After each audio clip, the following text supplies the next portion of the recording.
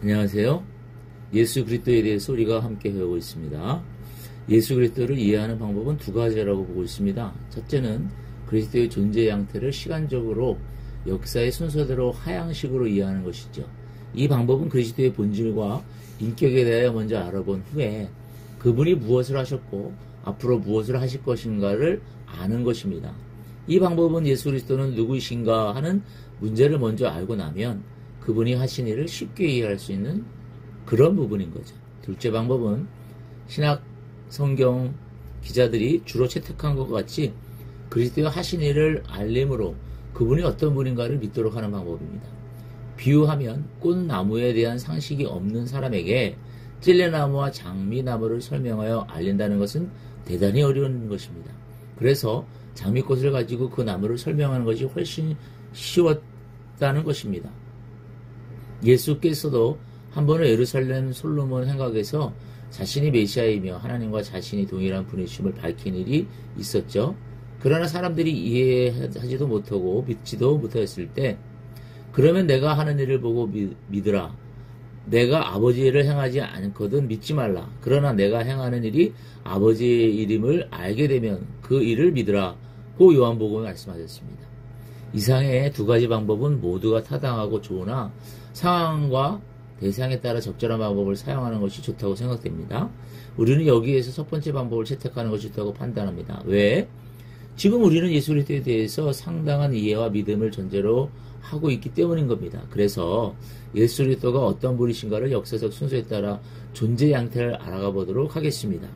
예수 그리스도의 존재 양식을 시간적으로 구분한다면 크게 세 가지로 나눠집니다. 첫 번째, 영원 전부터 하나님과 함께 먼저 계셨다는 것. 두 번째, 먼저 계신 그리스도께서 인류 구원을 위해 사람의 몸을 입고 세상에 오신 것. 세 번째는 다시 처음 계셨던 곳으로 올라가신 것입니다.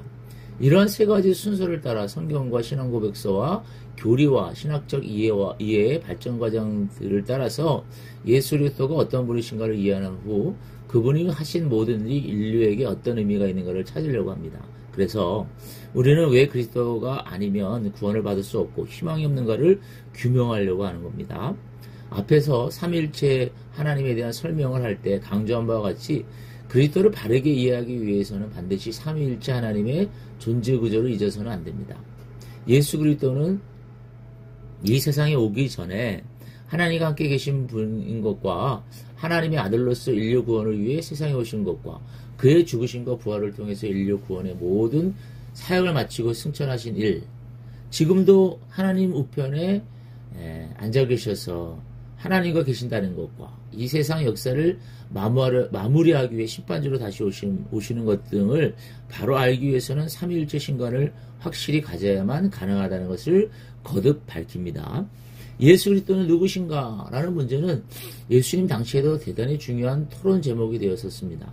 마태복음 16장에 보면 예수께서 갈릴리 북쪽 가이사랴 빌립보에서 이 문제에 대한 한간의 여론을 청취하신 일이 있었고 제자들의 이해와 신앙을 점검하신 일이 있었죠. 예수께서 제자들에게 세상 사람들이 나를 누구나 하더냐? 그렇게 질문하니까 제자들이 대답합니다. 엘리야, 예레미야, 세례요한, 선지자 중에 하나입니다. 등등의 여론을 종합하여 보고했습니다. 이것이 그 당시에 유대인들이 예수에 대한 이해였죠. 지금도 유대인들이나 회교도들은 선지자 중에 한 사람으로 예수님을 알고 있을 뿐입니다. 그러나 제자들에게 너희는 나를 누구로 하느냐? 라는 예수님의 질문에 대해서 제자들은 주는 그리스도시요 살아계신 하나님의 아들이십니다라고 고백했던 것입니다.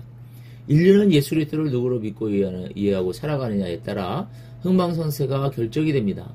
그러므로 예수 그리스도가 누구이신가, 그분과 우리는 어떤 관계에 있는가 하는 이 질문들에 대해서 언급한 순서와 방법에 따라서 앞으로 알아가기를 원합니다. 샬롬.